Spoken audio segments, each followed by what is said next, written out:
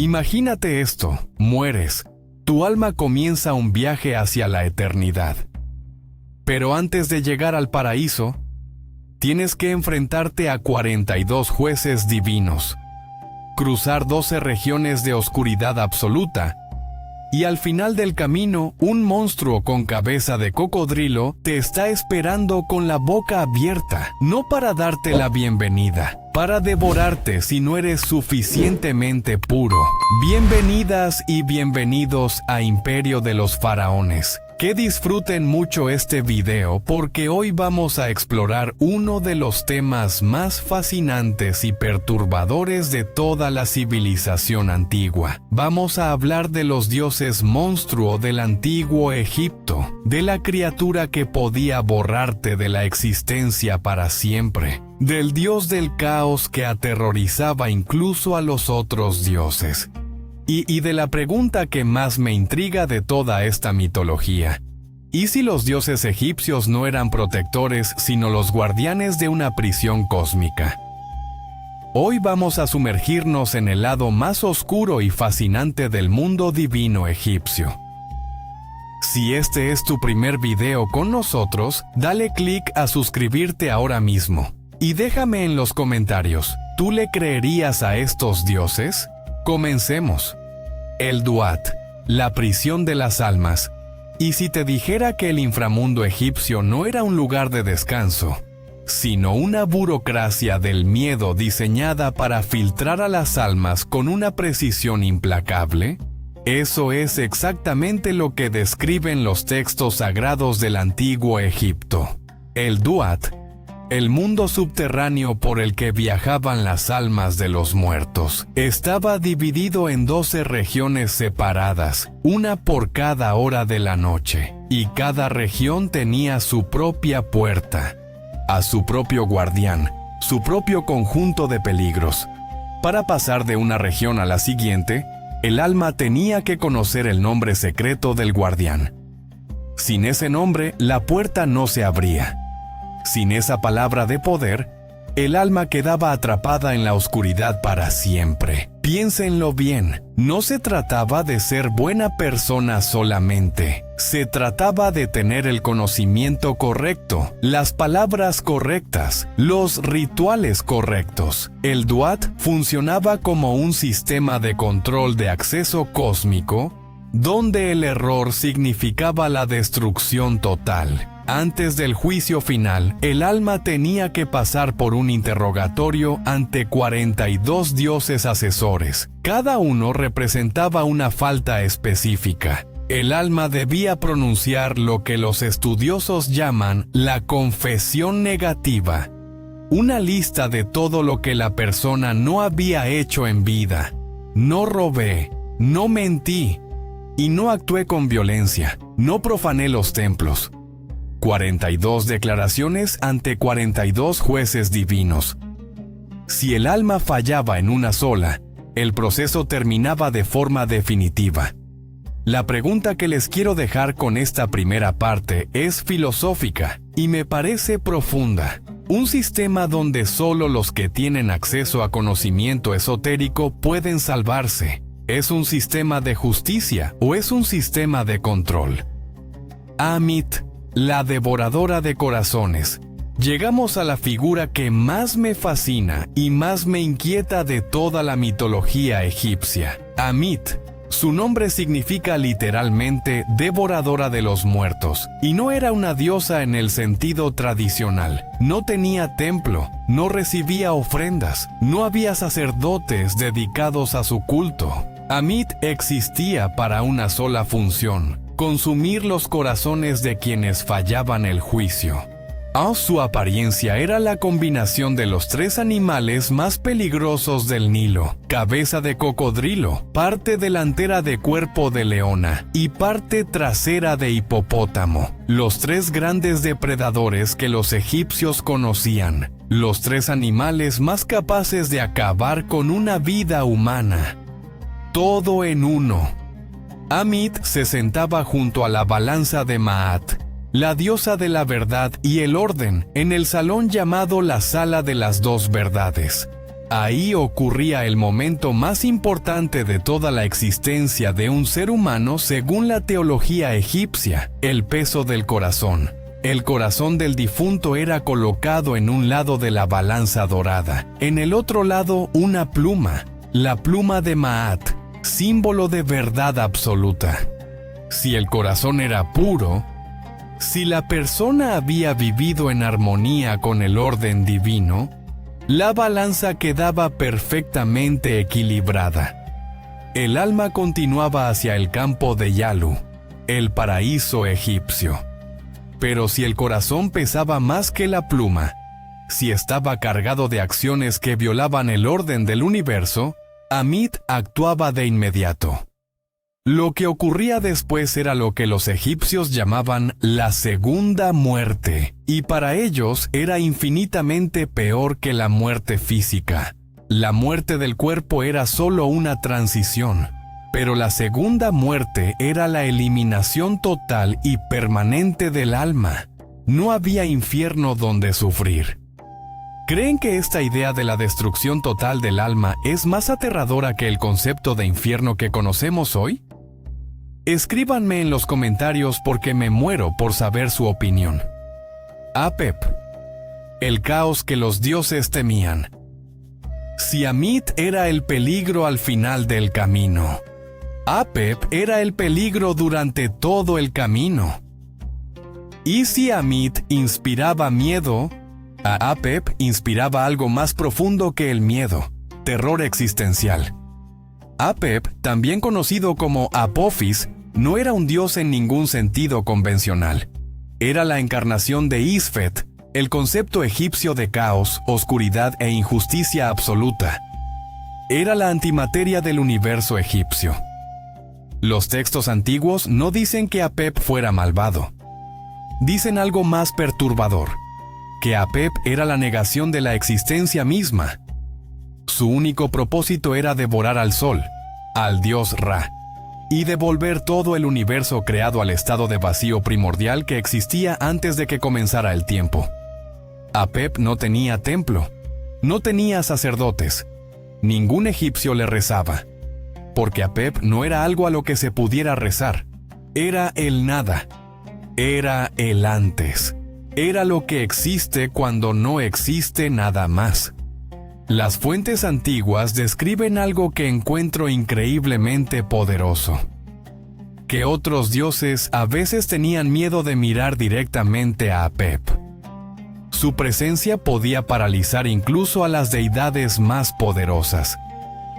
Su mirada hipnótica podía inmovilizar a Ra y a sus defensores en los momentos más críticos de la batalla nocturna, porque cada noche, sin excepción, Ra viajaba a través del Duat en su barca solar, y cada noche Apep esperaba en la oscuridad para atacarla. Si Ra caía, el sol no volvería a salir.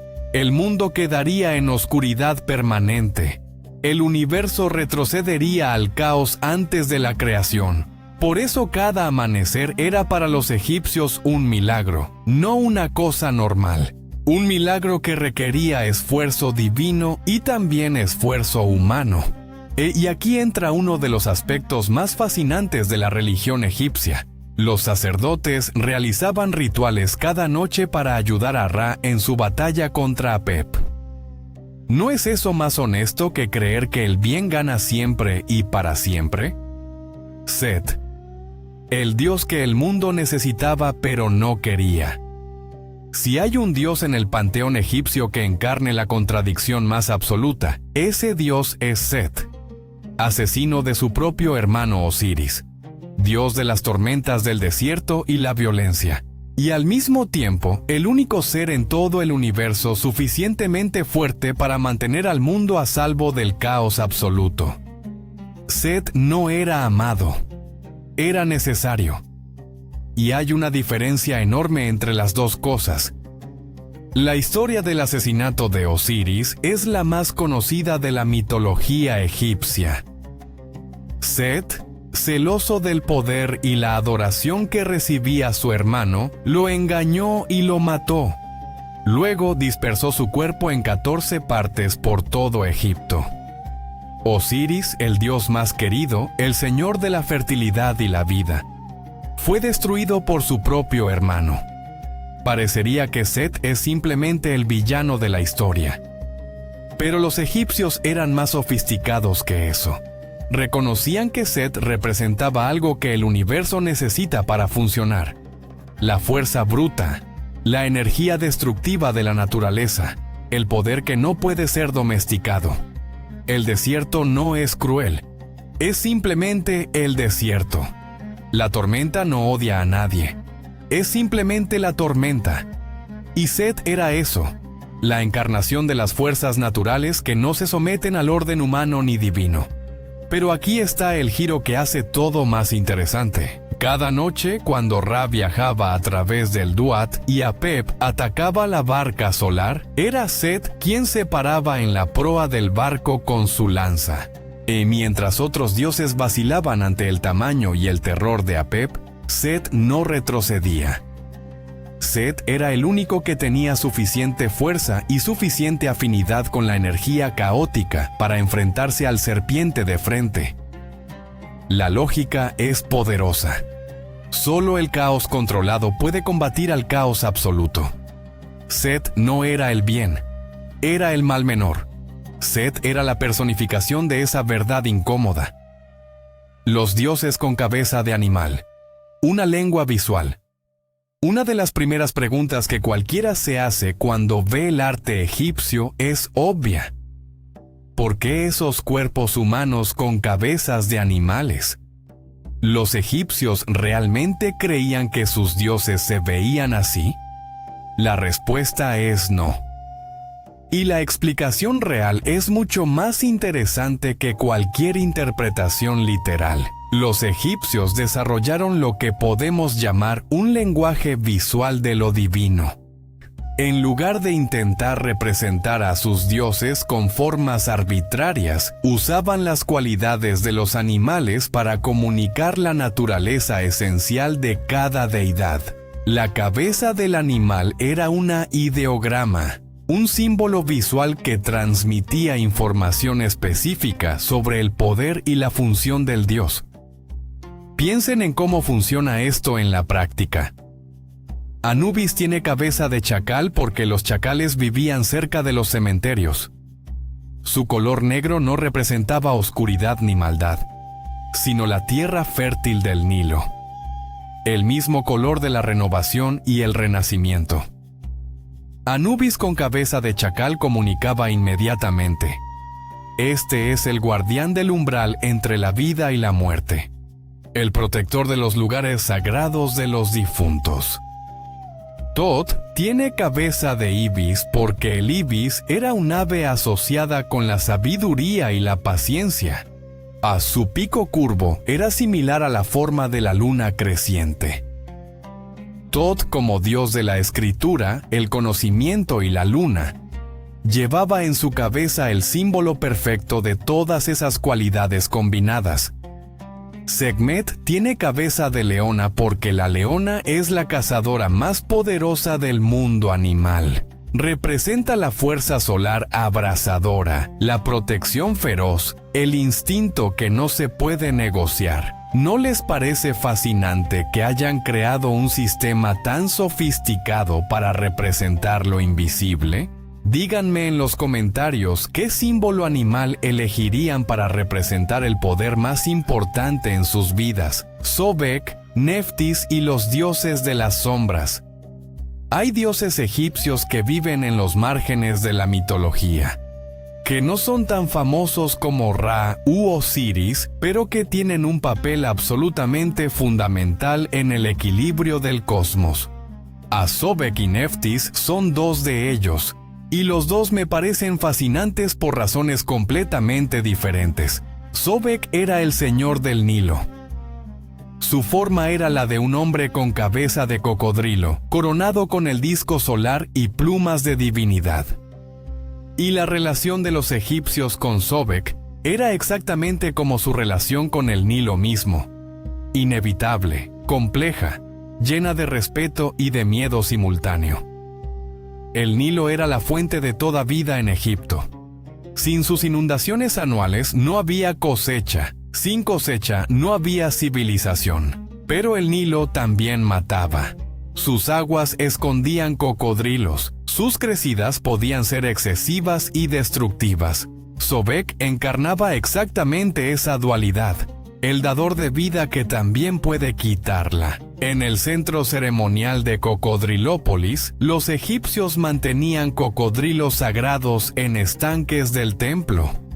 Los adornaban con joyas, les ofrecían comida especial, los trataban como representantes físicos del dios en el mundo de los vivos. Cuando morían, los momificaban y los enterraban con los mismos honores que los seres humanos importantes. Las tumbas egipcias han producido miles de momias de cocodrilos, evidencia de un culto que duró siglos. Neftis es un personaje diferente pero igual de poderoso. Era hermana de Isis, esposa de Set y guardiana de los muertos. Su nombre significa literalmente Señora de la Morada, lo que ya nos dice algo sobre su función. Neftis vivía en el umbral. Es un estado diferente con sus propias reglas y sus propias fuerzas. Sekhmet y Khepri, el fuego y el renacimiento. Sekhmet y Khepri son para mí dos de los dioses egipcios más conceptualmente interesantes, y los dos por razones opuestas. Sekhmet porque representa la fuerza más destructiva del panteón. Khepri porque representa la esperanza más pura. Sekhmet tiene cabeza de leona y lleva el disco solar sobre ella. Su nombre viene de una raíz que significa poder o fuerza. Y los textos egipcios no tienen ninguna ambigüedad sobre su naturaleza. Sekhmet fue creada específicamente como instrumento de castigo divino. Según el mito más famoso, Ra, el dios del sol, se enfureció porque la humanidad se había rebelado contra el orden divino. Envió a Sekhmet a restaurar ese orden, y Sekhmet cumplió su misión con una intensidad que pronto escapó al control incluso de Ra. La diosa comenzó a recorrer el mundo, y su fuerza era tan total que todo lo que encontraba a su paso quedaba transformado. Ra vio que si no la detenía, no quedaría nada de la humanidad.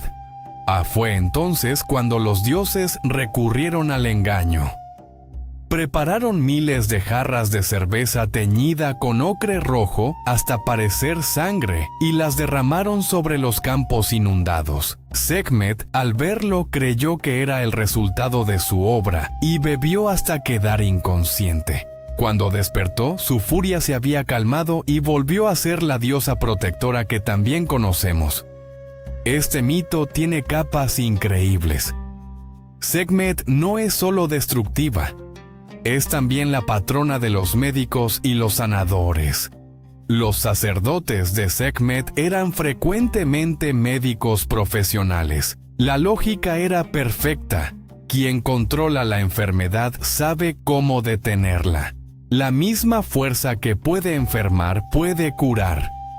El amuleto del escarabajo se convirtió en uno de los símbolos más poderosos de la cultura egipcia, precisamente porque encarnaba esa promesa, que incluso de lo más oscuro, incluso de lo que parece el final, puede emerger nueva vida. Los sacerdotes y el control de los monstruos. Llegamos a la pregunta que me parece más práctica y al mismo tiempo más reveladora de toda esta mitología. Si los dioses podían ser tan peligrosos, tan impredecibles, tan destructivos, ¿cómo vivían los egipcios con ellos? ¿Cómo se relacionaban con fuerzas que podían destruirlos en un instante? La respuesta es que desarrollaron un sistema de rituales extraordinariamente sofisticado que funcionaba como tecnología de control divino. Los sacerdotes no solo adoraban a los dioses, los manejaban. El ritual más agresivo que conocemos es el que llamamos el Libro de la Destrucción de Apep. Era un conjunto de procedimientos que los sacerdotes realizaban cada noche para debilitar al serpiente del caos y fortalecer a Ra en su batalla nocturna. Fabricaban una figura de Apep en cera o arcilla, escribían su nombre sobre ella con tinta verde. Luego procedían a destruirla metódicamente. La pinchaban con agujas de sílex, la pisaban, la ataban con cuerdas, finalmente la quemaban hasta que no quedaba nada. La creencia era que estas acciones en el mundo físico tenían consecuencias directas en el Duat. Cada figura destruida en la tierra quitaba fuerza a Apep en el inframundo y daba fuerzas adicionales a Ra para ganar la batalla de esa noche. Para controlar la energía de Sekhmet existía una celebración llamada la Fiesta de la Embriaguez. Los sacerdotes recreaban el mito de la cerveza roja, organizando festivales donde el vino y la cerveza corrían abundantemente. La idea era reproducir el mecanismo que había detenido a la diosa en el mito original, mantener ese patrón activo en el mundo ritual para que la fuerza destructiva de Sekhmet permaneciera canalizada y controlada. Uno de los métodos más ingeniosos era el control a través de los nombres sagrados. Los egipcios creían que conocer el nombre verdadero y secreto de un dios daba poder sobre él. Los sacerdotes memorizaban estos nombres y los usaban como contraseñas mágicas para navegar el